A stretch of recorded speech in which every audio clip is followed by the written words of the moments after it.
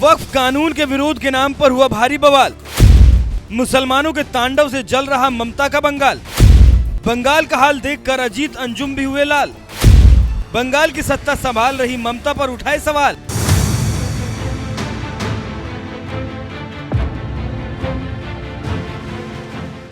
एक बार फिर से बंगाल जल उठा है। एक बार फिर दंगाइयों ने बंगाल को जहन्नुम बनाने की कोशिश की और एक बार फिर ममता सरकार इन दंगाइयों पर लगाम लगाने में नाकाम रही, जिसे देखकर कभी कभी तो ऐसा लगता है कि सरकार ही दंगाइयों को हिंसा करने की खुली छूट देती है। नहीं तो बंगाल से ज्यादा मुसलमान योगी के यूपी में हैं, लेकिन इसके बावजूद वहां इस तरह के दंगे को अंजाम देने वाले 100 बार सोचते हैं, क्योंकि योगी सरकार दंगाइयों को सबक सिखाना अच्छी तरह से जानती है।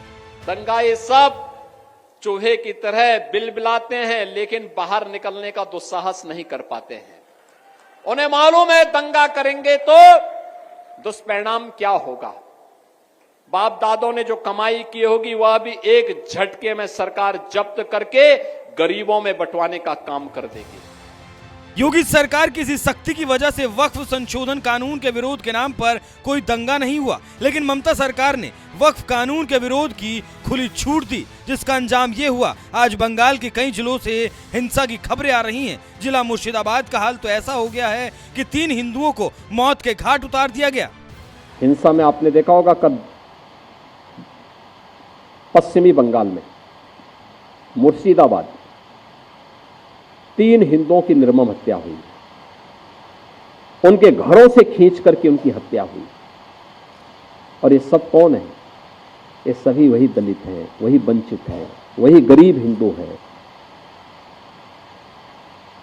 जिसको इस जमीन का सर्वाधिक लाभ मिलने वाला है।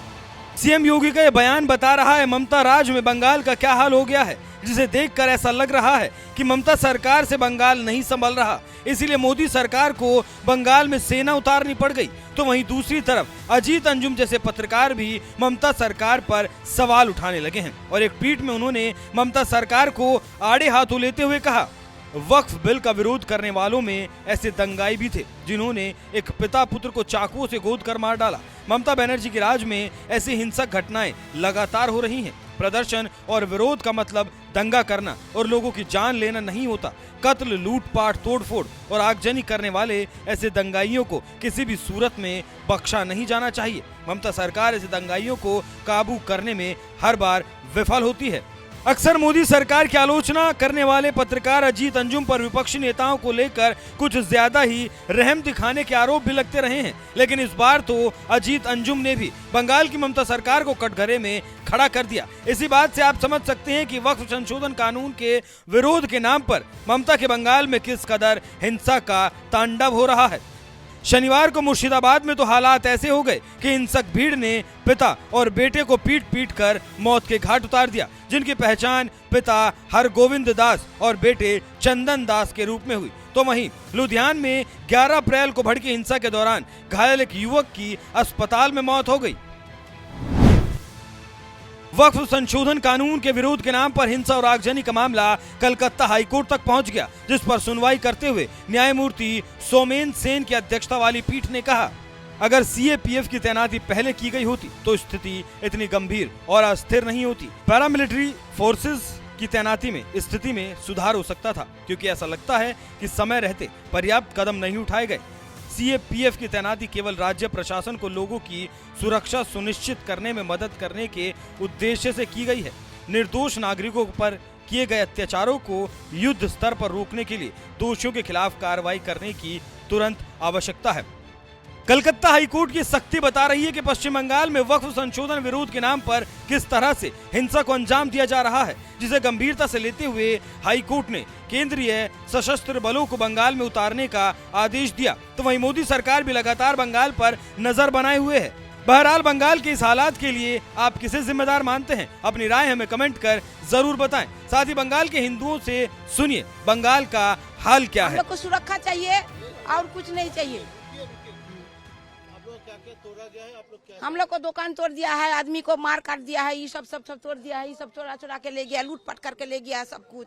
हम लोग का एक तो घर में जनाना आदमी सब हम साथ छोटा छोटा लड़का बच्चा है हम लोग का, कैसे घर में रखे ला चाकू छुरी लेके घर में घुस जाके मार रहा है। हम लोग क्या करेंगे, कहाँ जाएंगे हम लोग, बताइए। हम लोग, मेरा घर में एक ठो बेटा है, मेरा बेलडांगा में रहता है, उतना कष्ट कर पुलिस लोग सब ये सब लोग मेरा बेटा को लेके आया, कितना कष्ट करके आया, चिल्लाया, घर में घुस जाके घर झाड़ू के तोड़ दिया, सब कुछ तोड़ के एकदम इतना किया जो मैं छोटा बच्चा था दम निकल गया था। हम लोग राष्ट्रपति शासन चाहते हैं। यहाँ अराजकता चलता है, यहाँ गुंडागर्दी चलता है। हर शुक्र जब भी कोई जुलूस होता है, शुक्रवार नमाज के बाद इधर आतंक फैलाया जाता है। पुलिस ने तोड़ दिया है, उधर तो जला भी दिया है, इधर बाइक माइक जो भी था सब जला दिया है। इधर जो पार्क था एसीमर है लॉज, ये भी तोड़ दिया है। इधर मामा का दुकान है, और भी पुराना डामाना जो है वहाँ पे मामा का दुकान है, उधर भी तोड़ फोड़ दिया है। बहुत जो दुकान में जो सामान था वो सब लेके चला गया है। आग भी लगा दिया है दुकान में, जो भी था दुकान में सब तोड़ फोड़ दिया है। नहीं सोचा, रात को पूरा सोया नहीं हम लोग, रात को पूरा सोया नहीं हम लोग, रात को पूरा बैठा था ऐसे डर के। पुलिस जब यहाँ पे जब हो रहा था, ना कोई पुलिस था, ना कोई सीएसएफ था, ना कोई पुलिस कुछ नहीं था। वो लोग तो खुद भाग रहा था। जब पुलिस थाने में जो अटैक हुआ था, वो लोग तो खुद भाग रहा था। यहाँ पे जो डीएम पे अटैक हुआ था, डीएम पे सर फोड़ दिया, डीएम का भी, उसका भी अटैक हुआ था उससे। देखते हैं सरकार क्या करते हैं, अभी जो नुकसान होता है उससे भरपाई करता है या नहीं। अनुकूल में है, कोई गड़बड़ या कोई कुछ नहीं है। शांति से आदमी अपना घर पे है या कहीं किसी को आना जाना है, वो आ रहे हैं जा रहे हैं। आज शाम तक या कल तक एकदम देखिए सब नॉर्मल हो जाएगा, क्योंकि मार्केट अभी पूरा खुला नहीं है, शाम से खुलना चालू हो जाएगा। हम लोग यहाँ का लोकल जो भी सिविलियन है सब आदमी के पास जाएंगे, बोलेंगे आप अपना कारोबार में आप वापस आ जाइए, जिसकी जो ज़रूरत है आप अपना मार्केट में जाइए लीजिए, और कोई भी कहीं भी र्यूमर मत छड़ाइए। हम लोग सीधा बोलते हैं, गुजबे कान देवें ना, गुजब छड़ाबें ना। निजे सुरक्षित थाकुन, निजेर पाड़ा के सुरक्षित थोड़ा सा इम्प्रूव हुआ है। हम आया था आज, मेरा पार्टी ऑफिस शमशेरगंज पुरातन डाक बंगलो में है, पास में 2 किलोमीटर पास में।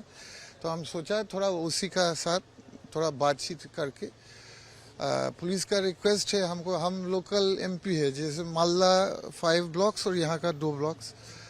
तो मेरे रिक्वेस्ट है पुलिस का पास, इन द फ्यूचर एक ऑल पार्टी मीटिंग बुलाना है। ये अधीर रंजन चौधरी मेरा जो डिस्ट्रिक्ट प्रेसिडेंट है यहाँ का, मगर ये यहाँ का सांसद, हम लोग का दोनों का दावी है एक पीस मीटिंग होने के लिए। और अब थोड़ा बेटर हो गया सिचुएशन।